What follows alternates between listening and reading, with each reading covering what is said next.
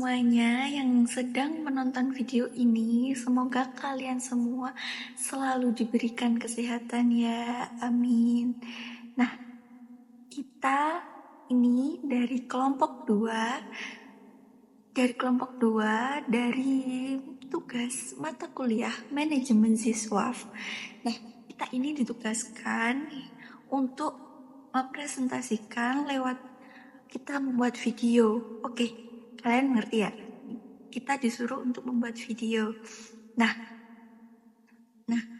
perwakilan dari aku akan menyampaikan. Kita ini akan menyampaikan hasil dari pengerjaan kelompok 2 dari kami itu tentang zakat. Nah, kita akan memaparkan materi zakat itu ada 3 ya teman-teman. Nah, yang pertama, Yang pertama, kita akan menyampaikan tentang zakat pertanian. Oke, untuk yang kedua, kita akan menyampaikan zakat perkebunan, dan yang terakhir kita akan menyampaikan tentang zakat peternakan.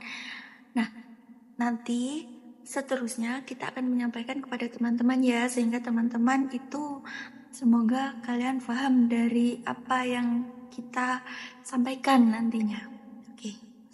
Nah, sebelum kita mulai ke penjelasan materi, dari perwakilan aku, ini akan memperkenalkan anggota dari kelompok 2 ya. Oke, untuk anggota dari kelompok 2, itu ada 2 orang. Nah, orangnya ini cantik-cantik semua ya.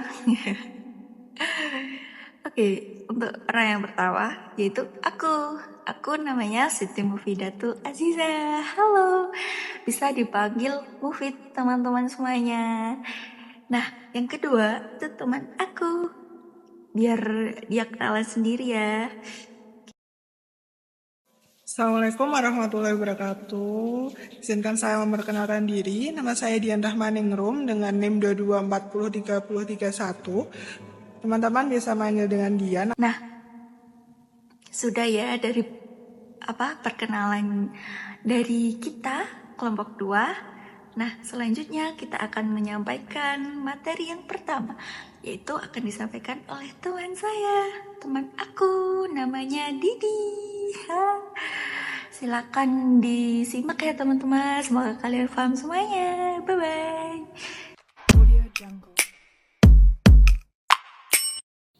Nah, yang pertama ada pengertian dari zakat pertanian. Zakat pertanian itu sendiri dalam bahasa Arab sering juga disebut sebagai az-zuru wasimar atau tanaman dan juga buah-buahan. Juga sering disebut sebagai an-nabit atau al-kharij min al-ard, yaitu yang tumbuh dan yang keluar dari bumi. Nah, apa sih maksudnya? Yaitu zakat hasil bumi yang berupa biji-bijian, sayur-sayuran, dan juga buah-buahan yang telah sesuai dan yang telah ditetapkan dalam Al-Quran, As-Sunnah atau hadis, dan juga ijma'. Nah, sedangkan dalam kajian fikih klasik, hasil pertanian itu sendiri merupakan semua hasil pertanian yang ditanam dengan menggunakan bibit bijian yang hasilnya dapat dimakan oleh manusia, hewan, dan juga yang lainnya. Sedangkan dalam Islam, ulama telah memberikan pandangannya berkaitan dengan kewajiban zakat untuk hasil pertanian tersebut. Nah, pembahasan berikut terdiri atas ijma dari para ulama dan juga nisab dan bagaimana cara mengeluarkan untuk zakat pertanian yang kita miliki. Nah, yang selanjutnya yaitu tentang jenis-jenis tanaman hasil pertanian, nisab dan juga kadar zakatnya menurut para ulama. Yaitu yang pertama menurut mazhab Hanafi. Beliau itu berpendapat bahwa zakat pertanian itu dikenakan pada semua jenis tanaman dan juga buah-buahan meskipun tidak bertahan lama. Contohnya seperti sayuran. Nah, untuk nisabnya yaitu tetap sama sekitar 5 wasak atau sekitar 623 kg. Nah, untuk kadar zakat yang harus dikeluarkan yaitu sekitar 10% untuk tanaman yang diairi dengan air hujan atau sumber alami, dan juga sekitar 5% untuk tanaman yang diairi dengan irigasi buatan. Nah, yang kedua yaitu menurut mazhab Maliki. Beliau berpendapat menetapkan bahwa zakat pertanian dikenakan pada hasil panen yang telah mencapai nisab, yaitu 5 wasak atau sekitar 623 kg. Namun mereka lebih menekankan pada jenis tanaman yang akan dikenakan zakat, misalnya seperti gandum, barley, kurma, dan juga anggur, bukan pada sayuran ataupun buah-buahan yang tidak bertahan lama. Nah, untuk kadar zakat yang ditetapkan itu sama dengan mazhab Hanafi, yaitu sekitar 10% untuk tanaman yang diairi secara alami atau dengan menggunakan air hujan, dan juga sekitar 5% untuk yang diairi secara buatan atau irigasi buatan. Nah, yang ketiga yaitu menurut mazhab Syafi'i. Mazhab Syafi'i ini memiliki pandangan serupa mengenai nisab dan juga kadar zakatnya, yaitu mereka menetapkan bahwa zakat harus dikeluarkan dari hasil panen yang telah mencapai nisab sekitar 5 wasak, dan juga kadar zakat yang ditetapkan yaitu sekitar 10% untuk tanaman yang disiram dengan air hujan dan juga 5% untuk tanaman yang menggunakan irigasi. Namun, menurut pandangan mazhab Syafi'i ini, mereka itu menambahkan bahwa tidak ada kewajiban zakat bagi hasil pertanian di bawah nisab tersebut.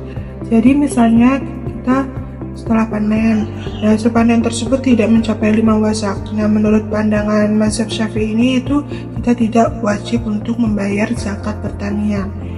Nah, yang selanjutnya yaitu menurut mazhab Hanbali.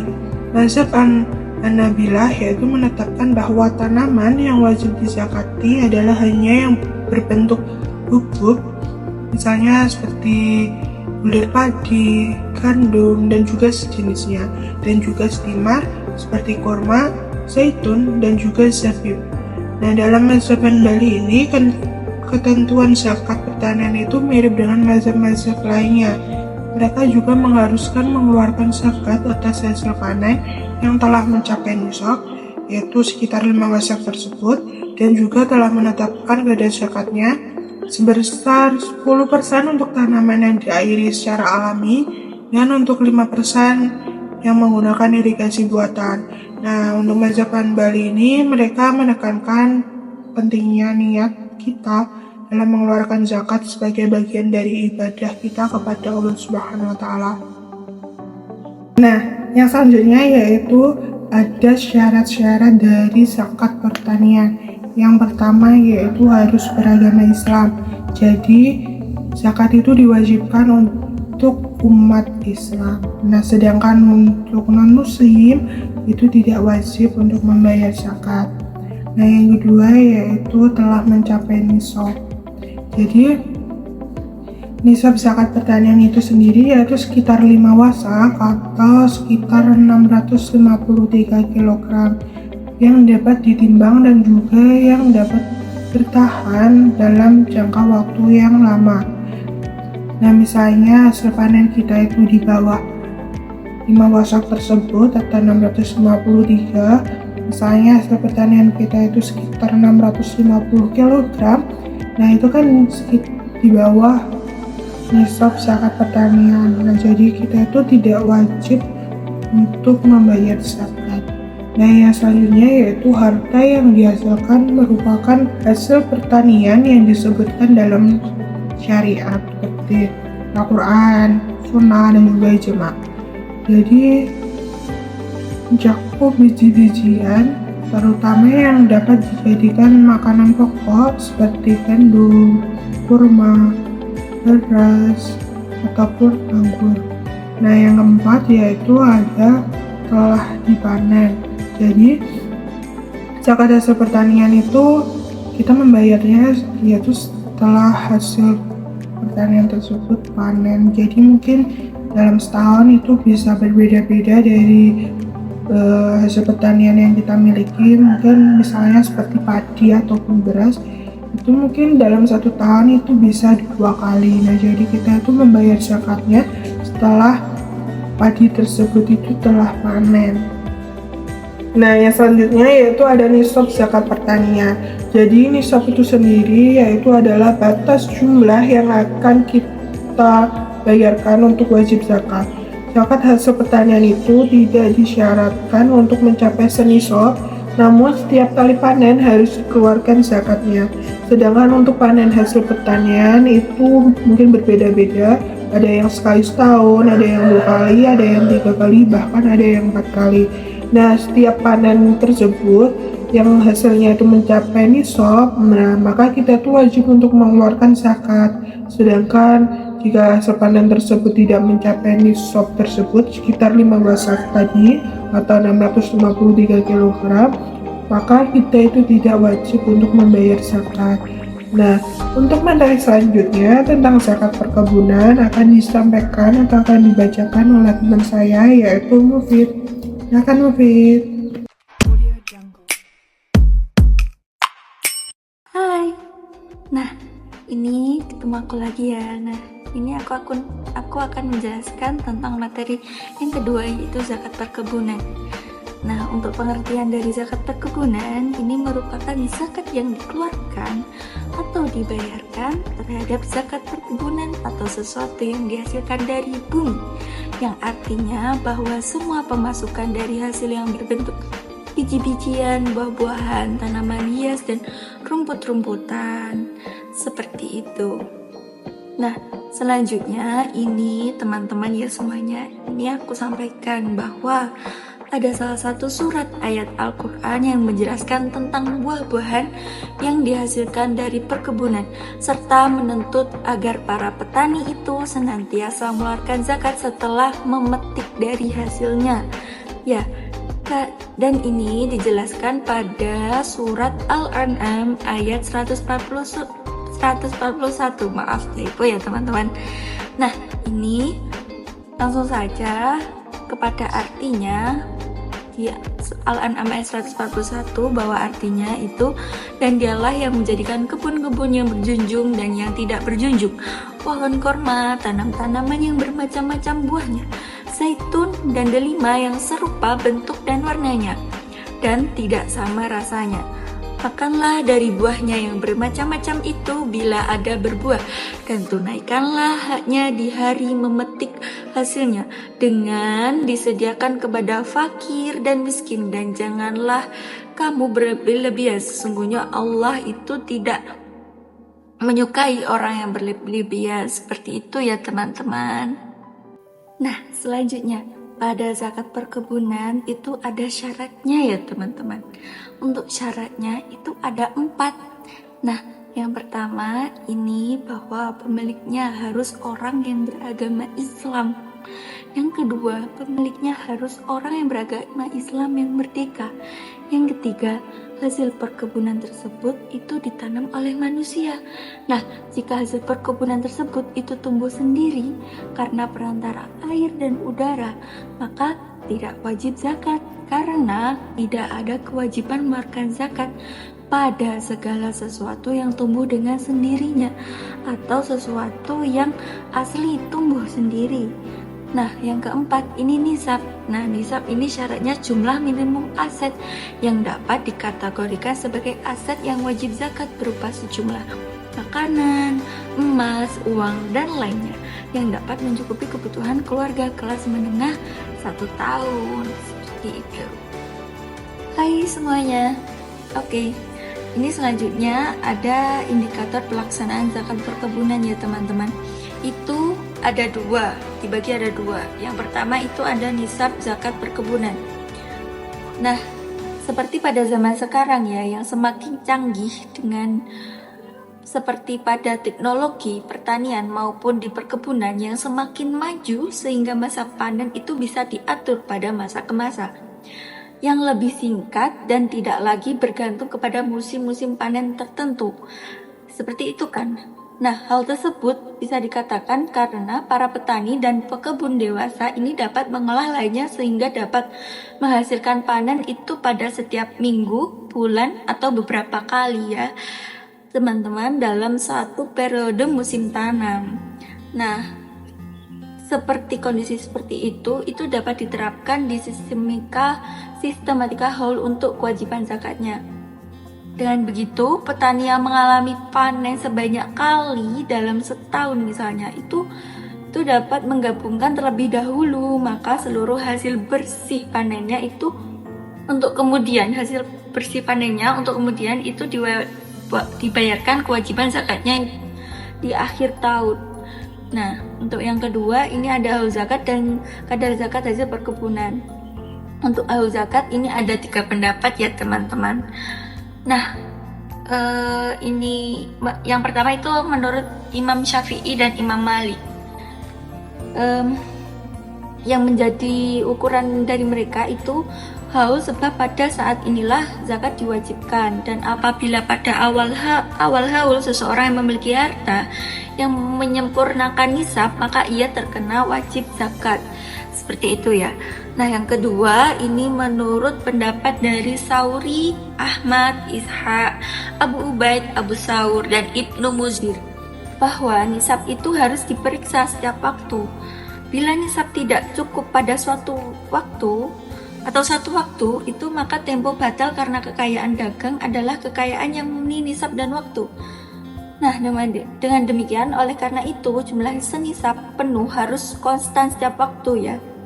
Dengan begitu juga ketentuan lainnya harus konstan setiap waktu, seperti itu. Nah, untuk pendapat yang terakhir, yang ketiga, ini menurut Abu Hanifah dan kawan-kawannya Abu Hanifah. Penjelasannya, perhitungan dengan cukup nisab dilakukan pada awal dan akhir tahun saja, bukan di kedua hal itu. Bila pada awal dan tahun nisab terpenuhi, maka terkena wajib zakat. Jika tidak, maka tidak ada wajib zakat. Itu menurut mereka. Ya, sedangkan penjelasan pada kadar zakat hasil perkebunan, ini kadar kewajiban dan sifatnya dari para fuqaha. Itu sepakat bahwa zakat 1/10 dikarenakan atas tanaman yang disiram tanpa upaya atau tanpa jerih payah pemiliknya. Nah, yakni yang itu yang disiram oleh air hujan dan tanaman yang mengisap air dengan akarnya dari sumber air yang berada di dekatnya. Maka zakat 1/20 dikarenakan atas tanaman yang disiram dengan biaya dan jerih payah pemiliknya. Misalnya seperti ini, dengan memakai timah yang besar atau dengan kincir air. Seperti itu penjelasannya untuk haul zakat dan kadar zakat hasil perkebunan. Nah, untuk materi yang terakhir yaitu tentang zakat peternakan. Yang pertama yaitu ada pengertiannya. Jadi zakat peternakan atau zakat binatang ternak itu merupakan binatang yang kita pelihara untuk tujuan beranak pinak. Nah, binatang ternak itu amat luas dan juga banyak, namun yang berguna bagi manusia itu amat sedikit sekali, dan yang paling berguna adalah binatang-binatang yang oleh orang Arab itu disebut sebagai al-an'am, yaitu berupa unta, sapi, kerbau, kambing, dan juga biri-biri. Nah, binatang ternak tersebut itu wajib dikeluarkan zakatnya apabila telah memenuhi syarat-syaratnya. Nah, hewan ternak yang wajib dizakati selain golongan al-an'am tersebut itu bahwasannya ada hewan ternak lain seperti ayam, bebek, burung, maupun unggas lainnya yang tidak ada kewajiban zakatnya, namun kecuali diperdagangkan. Nah, berikut ini ada syarat-syarat mengenai kewajiban zakat ternak menurut Yusuf Al-Qardawi. Yang pertama yaitu telah mencapai nisab. Yang kedua yaitu berlangsung selama 1 tahun kepemilikan, jadi itu harus barang milik kita. Yang ketiga yaitu binatang itu termasuk saimah atau digembalakan. Dan yang keempat yaitu binatang itu tidak dipekerjakan. Nah, untuk selanjutnya materi tentang syarat wajib zakat binatang ternak menurut para fuqaha akan dibacakan oleh teman saya Mufir. Silakan. Nah, selanjutnya aku akan melanjutkan materi materi zakat dari teman saya Didi ya. Aku lanjutkan. Ini tentang syarat wajib zakat. Syarat wajib zakat itu ada 5 ya teman-teman. Ini menurut para fuqaha itu ada 5. Yang pertama, binatang ternak itu adalah unta, sapi, dan kambing yang jinak, bukan kambing yang liar. Yang kedua, jumlah binatang ternak itu hendaknya mencapai nisab zakat. Yang ketiga, pemilik binatang itu telah memilikinya selama 1 tahun penuh yang dihitung dari hari pertama ia memilikinya. Nah, yang keempat, jika kepemilikannya belum ada 1 tahun, maka mereka tidak wajib zakat. Dan yang kelima, ini binatang itu termasuk binatang ternak yang mencari rumput sendiri. Nah, penjelasan dari mazhab Hanafi dan Hambali berpendapat bahwa yang dimaksud binatang itu mencari rumput sendiri atau merumput sendiri, atau bisa dikatakan al-sa'imah ya teman-teman, itu merupakan binatang yang mencari rumput sendiri di padang rumput guna berkembang biak dan badannya itu menjadi gemuk. Maka dengan demikian binatang yang merumput sendiri itu dianjurkan untuk dikeluarkan zakatnya, karena mereka itu dianggap sebagai harta benda yang tumbuh dan mendatangkan keuntungan bagi mereka atau bagi kita semua. Nah, jika binatang tersebut digembalakan untuk dipotong, mengangkut barang sebagai tunggangan, dan untuk membajak sawah, maka binatang tersebut tidak dikenakan zakat. Karena jika binatang ternak tersebut digembalakan untuk diperdagangkan, maka zakat tersebut termasuk zakat perdagangan. Nah, selanjutnya ini menurut mazhab Maliki ya teman-teman. Ini bahwa sesungguhnya zakat dikarenakan atas semua binatang ternak. Apakah itu ternak yang merumput sendiri, atau bisa dikatakan seperti tadi sa'imah, atau yang rumputnya dicarikan dengan mengeluarkan biaya oleh pemiliknya, seperti itu. Nah, selanjutnya ini terdapat ada beberapa jenis binatang ternak yang wajib dizakati beserta nisabnya ya teman-teman. Itu ada 3. Yang pertama itu nisab kambing atau domba. 40-120 ekor nisab zakatnya itu 1 ekor kambing 2 tahun atau domba 1 tahun. Lalu 121-200 ekor itu nisab zakatnya 2 ekor kambing atau domba. Lalu 201 sampai 399 nisab zakatnya 3 ekor kambing atau domba, dan 400 ekor nisab zakatnya 4 ekor kambing atau domba.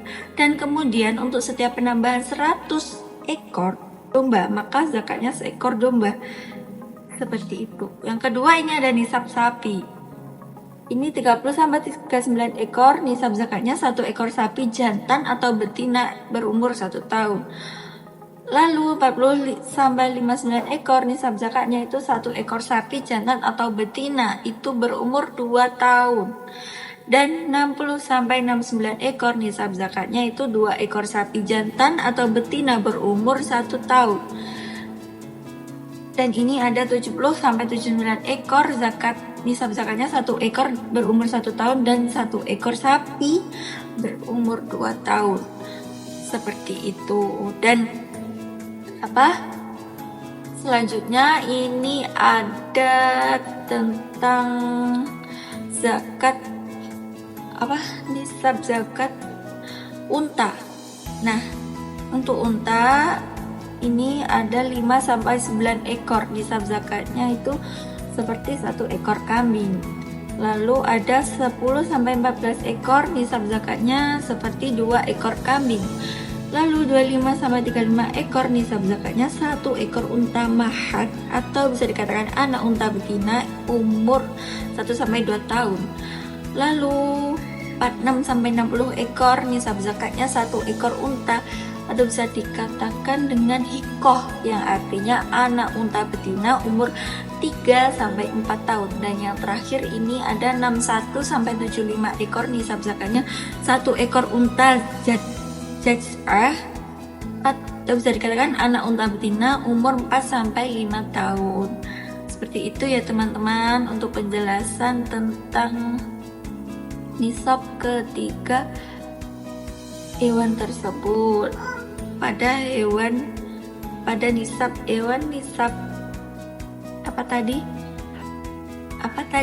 nisab domba atau kambing, yang kedua nisab sapi, dan yang ketiga nisab unta. Seperti itu ya teman-teman untuk penjelasan ketiga zakat tersebut: zakat pertanian, zakat perkebunan, dan zakat peternakan. Nah, sekian dari kita kita tutup ya dari kelompok 2, dari saya sendiri Siti Mufidatul Azizah, dan aku perwakilan untuk teman saya yang bernama Didi.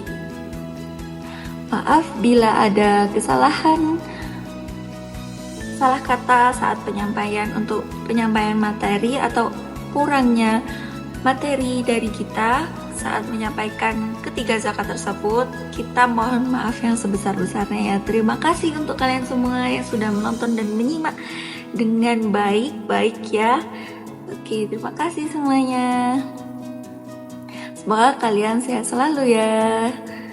Assalamualaikum warahmatullahi wabarakatuh. Dadah.